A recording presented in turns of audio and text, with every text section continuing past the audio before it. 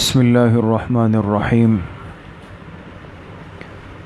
نحمده ونصلي ونسلم على رسوله الكريم اما بعد فاعوذ باللہ من الشیطان الرجیم بسم اللہ الرحمن الرحیم انا نحن نزلنا الذکر وانا له لحافظون وقال رسول اللہ صلی اللہ علیہ وسلم من صام رمضان ایمانا واحتسابا غفر له ما تقدم من ذنبه صدق اللہ وصدق رسوله النبی الکریم اللہم صل علی سیدنا ومولانا محمد وعلی آل سیدنا ومولانا محمد وبارک وسلم۔ اللہ سبحانہ وتعالی کا ہم سب پر بہت بڑا کرم اور احسان ہے کہ ایک بہت ہی عظیم اور مبارک نسبت سے ہم سب آج کی اس مجلس میں جمع ہیں۔ اللہ پاک آپ سب کے اس حاضری کو، اس بیٹھنے کو، سننے اور سنانے کو اپنی بارگاہ عالیہ میں قبول فرمائیں اور ہم سب حاضرین کے ظاہر اور باطن کی اصلاح کا ذریعہ بنائیں۔ انسان کی بہت بڑی خوش نصیبی ہے کہ اس کو اپنی زندگی میں جتنے زیادہ سے زیادہ رمضان کے مہینے نصیب ہو جائے، اس لیے کہ یہ وہ مبارک مہینہ ہے کہ جس میں ہر عمل کی قیمت اللہ پاک بڑھا دیتے ہیں، ہر عمل کی حیثیت اللہ پاک بڑھا دیتے ہیں اور ہر عمل کے اجر کو اللہ پاک بڑھا دیتے ہیں۔ کتنا بڑھاتے ہیں کہ اس مہینے میں جو ایک نفلی عمل ہو اس نفل کو اللہ پاک فرض کے برابر کر دیتے ہیں۔ یہ کہیں بھی اور کسی موقع پر نہیں ہو سکتا کہ نفل فرض بن جائے، اس لیے کہ فرض کا جو مقام ہے نا، فرض کا وہ اتنا بڑا ہے کہ اس کے ترک کرنے پر اللہ پاک نے جہنم کی وعید سنائی ہے۔ اگر انسان جان بوجھ کے فرض عمل چھوڑ دے تو اس پر جہنم کی وعید ہے۔ مشہور حدیث ہے کہ جس نے ایک نماز جان بوجھ کر چھوڑ دی اور یعنی اس کی پھر قضا نہیں کی تو ایک حقب جہنم میں جلے گا۔ حضرت شیخ الحدیث مولانا زکریا صاحب رحمۃ اللہ علیہ نے لکھا کہ حقب کی جو تفسیر ہے وہ تو محدثین نے بہت زیادہ کی ہے، لیکن کم از کم اس پر سب کا اتفاق ہے کہ حقب کا اطلاق 80 سال پر ہوتا ہے، کم از کم جس پر سب متفق ہیں۔ تو ایک فرض نماز اگر جان بوجھ کر چھوڑ دی جائے تو 80 سال کی جہنم ہے، اللہ ہم سب کی حفاظت فرمائے۔ تو اس سے یہ تو اندازہ ہو گیا کہ ایک فرض عمل کی اللہ کے ہاں کیا قدر و منزلت ہے۔ فرض کی حیثیت تو بہت زیادہ ہے، اگرچہ ہمارے دلوں میں معاملہ اس کے الٹ چلتا ہے۔ ہم جب فرض نماز پڑھتے ہیں تو ہر ساتھی جانتا ہے کہ بس پڑھ رہے ہوتے ہیں، ایک عمل ہے پورا ہو جاتا ہے، لیکن جب نفل کی باری آتی ہے تو پھر اپنے آپ کو ٹھیک کر دیتے ہیں، اس میں پھر تسبیح بھی زیادہ پڑھتے ہیں، اس میں اہتمام بھی زیادہ کرتے ہیں، اس لیے کہ ہمیں لگتا ہے کہ یہ میں ایک اضافی کام کر رہا ہوں، لہذا اس کے لیے مینٹین ہو جاتے ہیں، تیار ہو جاتے ہیں۔ جبکہ فرض کہیں بھی ہو اور کہیں کی بھی ہو، نفل کہیں کی بھی ہو، وہ فرض کے برابر نہیں ہو سکتی ہے دوست۔ تو اس مہینے کی سب سے بڑی خصوصیت یہ ہے کہ نفل کو اللہ پاک بڑھا کے فرض کا درجہ دے دیتے ہیں، اور ایک فرض کو اللہ پاک 70 فرضوں کے برابر کر دیتے ہیں، 70 فرضوں کے برابر۔ آپ نے ایک نماز پڑھی ابھی عشاء کی جماعت سے، تو آپ کو کتنی عشاء کی نمازوں کا ثواب ملا؟ 70 عشاء کی نمازوں کا۔ آپ نے ایک فرض روزہ رکھا، لیکن ایک روزے پر اجر آپ کو کتنا ملا؟ 70 روزوں کا ملا۔ ایک مسلمان اگر اپنی سالانہ زکوٰۃ رمضان میں دے گا تو ایک زکوٰۃ کی ادائیگی پر کتنا اجر ملے گا؟ 70 زکوٰۃوں کا ثواب ملے گا۔ یہ صرف نماز کے ساتھ نہیں ہے۔ بعض دفعہ یہ غلط فہمی لگ جاتی ہے کہ رمضان میں ایک فرض 70 فرض کے برابر، تو شاید اس کا تعلق صرف نماز سے ہو۔ نماز سے نہیں ہے، ہر فرض عبادت کے ساتھ ہے۔ تو اتنا قیمتی مہینہ ہے کہ جس میں اللہ پاک اعمال کی حیثیت بڑھا رہے ہیں۔ نفل کو فرض کے برابر کیا اور ایک فرض کو 70 فرضوں کے برابر کر دیا۔ تو اب جو آپ نے تراویح کی نماز پڑھی ہے، تراویح، یہ تراویح کیا حیثیت رکھتی ہے ہر مسلمان جانتا ہے۔ تراویح کی نماز کا حکم کیا ہے؟ آپ میں سے کسی کو پتہ ہے کہ تراویح کا حکم کیا ہے؟ تراویح سنت مؤکدہ ہے، سنت مؤکدہ ہے۔ اگر کسی نے جان بوجھ کے چھوڑ دی تو وہ گناہگار ہوگا۔ تو جب نفل کو فرض کے برابر کیا گیا تو سنت مؤکدہ کو اللہ پاک رمضان میں کتنا بڑا مقام دیں گے۔ ایک دن کی تراویح پر اللہ پاک کتنا اجر لکھتے ہیں۔ پھر آپ حضرات نے 19 دن تک تراویح پڑھی، آپ کو کتنا اجر ملا ہوگا۔ یہ میں اور آپ دنیا کے کیلکولیٹر اور حساب کتاب سے کبھی بھی معلوم نہیں کر سکتے دوست۔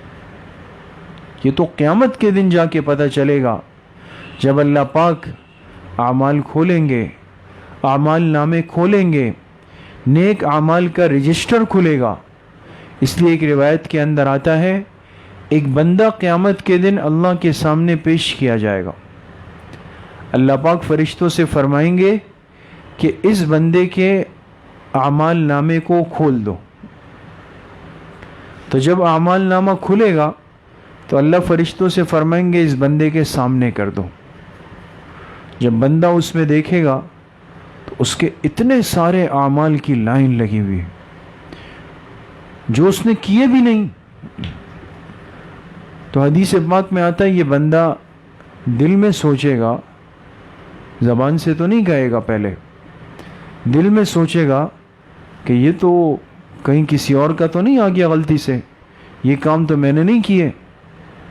تو اللہ پاک سمجھ جائیں گے کہ میرے اس بندے کو تشویش ہو گئی۔ تو اللہ پوچھیں گے بندے کیوں پریشان ہو گئے؟ کہے گا اے اللہ یہ نامہ اعمال میرا تو نہیں ہے، اس لیے کہ اس میں جو اعمال لکھے ہوئے اتنے تو میں نے دنیا میں کیے نہیں ہیں۔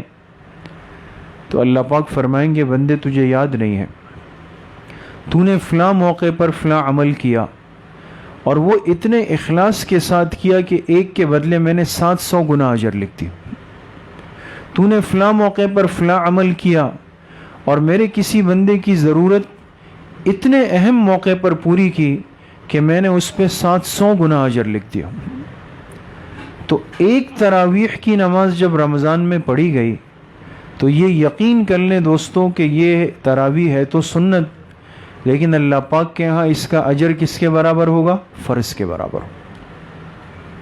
ہم جب اللہ کے سامنے پیش ہوں گے تو یہ ساری تراویح کی نماز ہمارے لیے فرض کا اجر لے کر انتظار میں کھڑی ہوگی۔ اس لیے تراویح کی عبادت کو معمولی عبادت مت سمجھیں، اس سے جان نہیں چھوڑانی ہے۔ آج لوگ کیا کرتے ہیں؟ کوشش کرتے ہیں کہ بھئی تراویح ایسی جگہ پر پڑھی جائے کہ جہاں حافظ صاحب ایسی تیز رفتار اسپیڈ سے چلتے ہوں کہ جی 40 منٹ میں مجھے فارغ کر دیں، 45 منٹ میں مجھے فارغ کر دیں، اور پھر جب ایسی جگہ پڑھیں گے باہر آئیں گے تو پھر سینہ چوڑا کریں گے دوسرے کے سامنے، اوہ بھئی آپ تو لوگ تو 1.5 گھنٹہ پڑھ رہے ہو، ہمارے حافظ صاحب نے تو کمال کر دیا ہے۔ جی کمال نہیں کیا ہے اس نے تو آپ کو بہت بڑی نعمت سے محروم کر دیا ہے۔ یہ تو 30 راتیں قسمت سے ملتی ہے، یہ تو ختم ہونے والی ہے، یہ تو پھر 11 مہینے نہیں ہے یہ اجر۔ تو مقصد یہ ہے کہ اس عبادت کو اپنے دل میں جگہ دیں، اللہ کا شکر ادا کریں کہ اس گھر میں اس بچے نے، اس حافظ صاحبان نے، ان 2 بچوں نے قرآن سنایا، اور پیچھے جتنے ساتھی کھڑے تھے وہ یہاں اٹھنے سے پہلے اللہ پاک کا شکر ادا کر کے اٹھے۔ کہ آپ کو اللہ پاک نے موقع بھی دیا اور آپ کو اللہ پاک نے اس عظیم نعمت کے لیے قبول بھی کر لیا. تو یہ شکر کا موقع ہے کہ آج الحمدللہ ہر جگہ، ہر گلی، ہر گھر، ہر بلڈنگ، ہر مسجد کی ہر منزل سے تراویح کی آواز آ رہی ہوتی.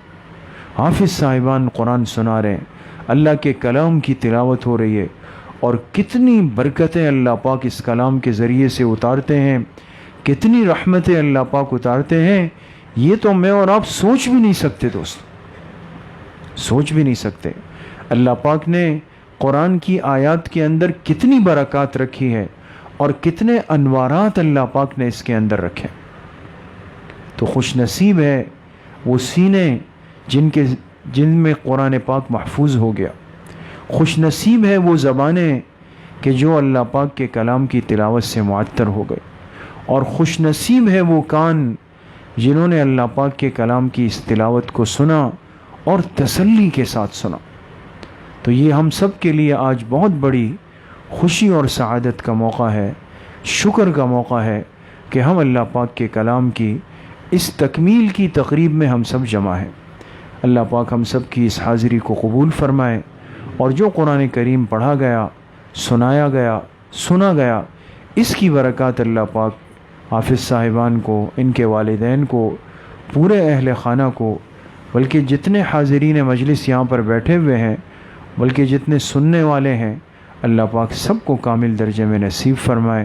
وآخر دعوانا ان الحمد للہ رب العالمین.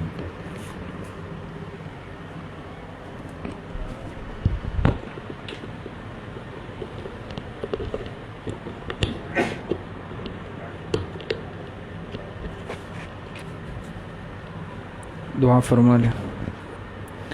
الحمد للہ رب العالمین والعاقبۃ للمتقین والصلاة والسلام علی خیر خلقہ محمد وآلہ واصحابہ اجمعین.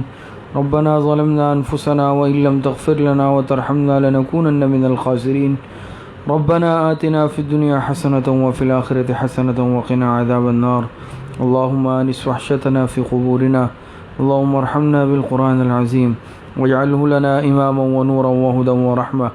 اللهم ذكرنا منه ما نسينا وعلمنا منه ما جهلنا وارزقنا تلاوته آناء الليل وآناء النهار واجعله لنا حجة يا رب العالمین.